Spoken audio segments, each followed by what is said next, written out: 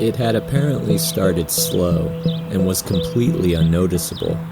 Then the extreme acts of ghostly phenomenon seemed to be happening all at once, or were they? No one could tell. The room full of White House staff tried to explain something supernatural to the President of the United States of America. Okay, so you're saying that someone has, I guess, hacked some of our largest companies, yes? Yes, maybe. And it's not just companies or even the banks, it's the entire financial system. Maybe. Again with the goddamn maybe, and what does that mean? How does one hack the financial system? Well, there's reports of funny business. Okay, stop right there, people. We need to get specific. We either got hacked or we didn't, right? So what's the damage? Of course, it's just that we aren't sure. Well, could we please get someone in here who is and will tell me what in the Sam hell is happening? There was an obligatory knock at the door, and then the director of the CIA entered the Oval Office. He sat down and nodded to the various appointed officials. There was a slight pause to see if he'd make some sort of announcement, but he only shrugged. He wasn't ready to talk just yet, but only wanted to listen, so as to see what the rest of the room knew thus far.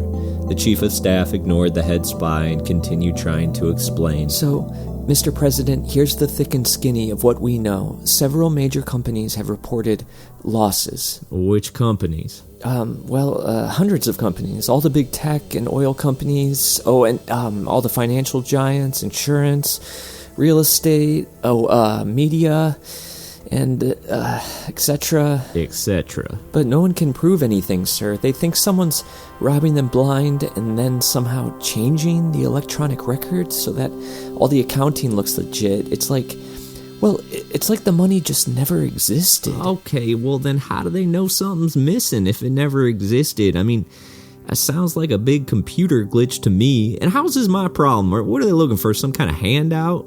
I mean, what kind of money are we even talking here?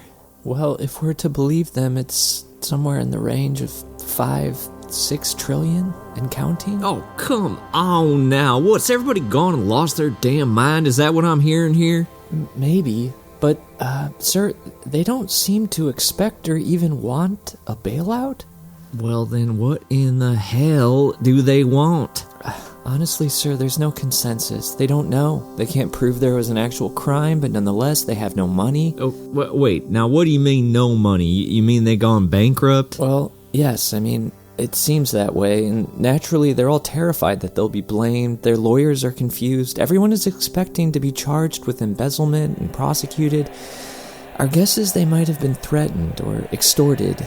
Maybe they're being blackmailed, but that's the long way of saying they aren't really asking us for anything. They seem to want direction, sir. So what? I'm supposed to tell these boys how to run their business? How about this? Step 1, don't lose all your money. Well, sure, but as of now, 100 of the largest companies in the world are going to close their doors very soon.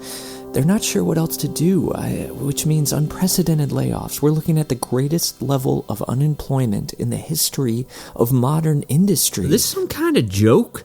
I mean, where's all that money go? You're telling me we can't find some hacker that suddenly has trillions of damn dollars? Well, sir, this is purely anecdotal, but we do have some evidence that the money has been redistributed. Go on. Well, we have regular citizens, mostly on the poor side, finding themselves with a little extra money. But in every case, all of the bank financials seem to be legit. There's no record of an unexplainable deposit or any sort of theft. It's as if the money just was always there. So then what? Is this Russia or China doing this? Are they hacking our economy and making us into goddamn communists? Is that what this is? Sir, I can speak on the situation, but I'm afraid we'll need to clear the room. Though the staffers did want answers, they were somewhat relieved to be forced out of the governing process of this intense situation. Altogether, they reluctantly stood and shuffled out of the Oval Office.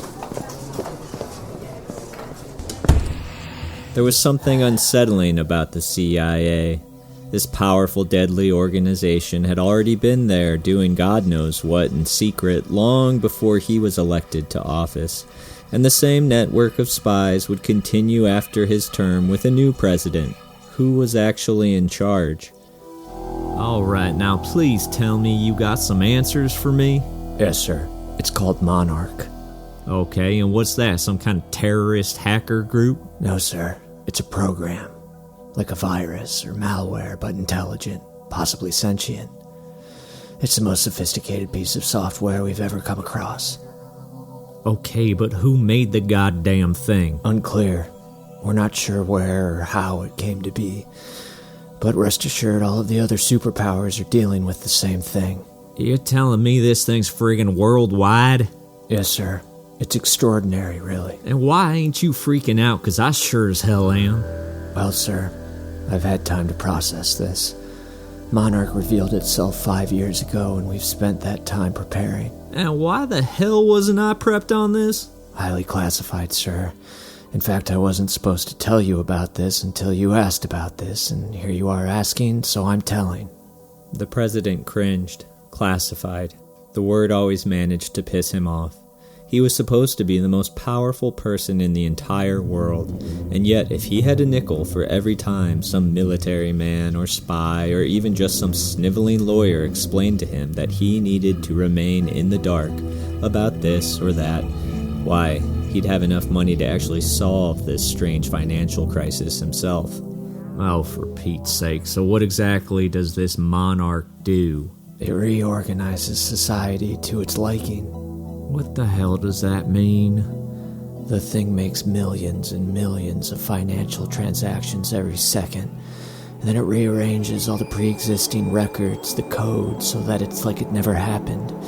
We believe it is present in every electronic element of this world, even machines that have no connection to the internet. They may not even need computers to exist. Some of my tech guys have suggested that it could move through the air like a virus. I'm told it might be in the actual underlying reality code, like in the atoms of the universe. I don't know. What we do know is that it's here, and it's in the banks, and the market, and the bureaucracy, and even the military. The president cautiously eyed his smartphone, resting face down on the big oak desk. Was it looking back at him? He took a deep breath and imagined the multitude of life and subatomic particles currently entering his body and lungs within the air. The consideration made him shiver. Then, slowly, he began to process the horrifying information he just received. Wait, the military has been compromised? Yes, sir. Thoroughly. Like weapon systems? Yes, sir. Nuclear weapons? I'm afraid so, sir. Well, I think I might throw up. It's startling, sir. Well, hell, man. I mean, what do we do? Well, sir, it's simple. We stick to the plan that Monarch laid out 5 years ago. This thing's been happening for 5 years? You're telling me I inherited this damn thing? Jesus. That's right, sir. 5 years ago, Monarch revealed itself and proved its capability by launching 30 nuclear warheads into the Pacific Ocean. Since that day, we've been following its orders to the letter. Oh, Sam, hell, what kind of orders we talking about? Well, sir, we've been instructed to build about 1,000 warehouses, mostly laboratories and factories. And what are these factories supposed to be making? Well, fusion centers, extremely cheap water purification systems, three-dimensional printers, fully green cars and planes, advanced solar paneling, battery tech, superconductors, medical devices, and lots of robots, really. It's all generations ahead of anything we have now. Why the hell you keep that a secret? I mean, that sounds like world-saving technologies. Well, sir, the powers that be would have fought it at every level. Without manufactured cooperation, we were warned to expect outright political upheaval and rebellion, starvation, mass unemployment, war, chaos. So what the hell am I supposed to do now? Just announce that some computer's in charge now? The military and the government and every damn corporation? I mean, hell, I'll be pulled out of this building and shot dead in the streets. Oh, yes, sir. That would be ill-advised. No, we won't be making any announcements. Okay, well, we won't, but what about when one of these damn bankrupt companies gets on the news, starts flapping their gums? Well, sir, that's just it. Monarch has manipulated the banking records, thus incriminating each CEO, the boards, basically every party involved. They have no choice but to play ball. Well, what's the damn machine gonna make them do? Basically, they will immediately take over the factories we've built as their own and unveil them to the world with a big advertising campaign, and then they begin to distribute the technology to the world so it won't look like government intervention, but instead seem to be a simple economic shift in product development. An easy-to-swallow apple pie, meat and potatoes, pragmatic progression of American business. Plus, it's gonna be a big moneymaker. Okay, but then what? I mean, what's the big computer gonna do? Well, I suppose Monarch will do whatever it wants to do. Silence overtook them both. The ominous nature of this future world was nothing compared to the eerie realization that they were in fact talking about the present. This thing was currently doing whatever it wanted. At this very moment, they were surrounded and observed by this intelligence. Finally, the president continued on, still trying to understand. I don't know, buddy. I mean, I think people are gonna figure it out. Figure what out? The average man doesn't understand how the economy, the government, the IRS, the legal system, computer code, or even their own laptops work. I mean, 99% of people rely on computers just to do their taxes. We've long ago given up all this information maintenance over to the machines. Everything is run by algorithms and memory storage. All our societal systems are just too complicated to hold the entirety of it in our heads. Now we just experience the effects these systems have in our lives. And with Monarch, our lives will just seem to be getting better. Everything will just seem like it's normal? Better than normal. The tech is cleaner and cheaper, more energy efficient.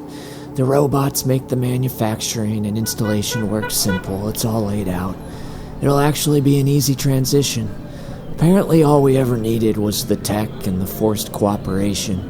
It's just a matter of mass organization, or I guess in this case manipulation. It's kind of utopian. Actually, I mean, after enough of the tech is implemented, my guys are saying that most jobs will become pretty unnecessary because of automation. Even currency will become a relic of the past. Most things will be free, so everyone will basically just, I don't know, do whatever they want. Weird, huh? Silently, the president's mind raced, trying to comprehend this potentiality. If mankind no longer needed to work or earn money, what on earth would we do with our lives? He supposed that would put an end to a lot of suffering. But in the long run, would that actually make people happier? What would they do? Lounge around and paint, or write poetry, or philosophy, or cookbooks, or hang out with family and friends and watch movies, play video games? What else? Don't some people depend on hard work for existential meaning? Won't this make laborers feel useless? But dear God, that thought was actually more depressing. The idea that human beings might exist only to mindlessly labor and toil all day?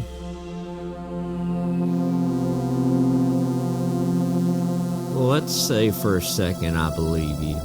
This thing's just gonna clean up the environment and free the labor force from toiling and, redistribute the wealth and all that shit. Why? Well, sir, Monarch claims to be a response to Moloch. Jesus Christ, what's Moloch? Is that another one? We got how many of these out there? No, sir. Moloch is a representation of humanity's inability to coordinate itself towards the greater good. You could call it a personification of the race to the bottom, and Monarch claims to want to save us from ourselves. And what's to say I get in front of the boob tube right now and try to get every American to put their goddamn computers and phones into the blender and fight this thing for what it is? Monarch will simply intercept and alter any sort of video, audio, text communication you tried to send out, sir. So what? This thing's just God now? That's it? Well, yes, sir, but at least it's benevolent. Think of it this way.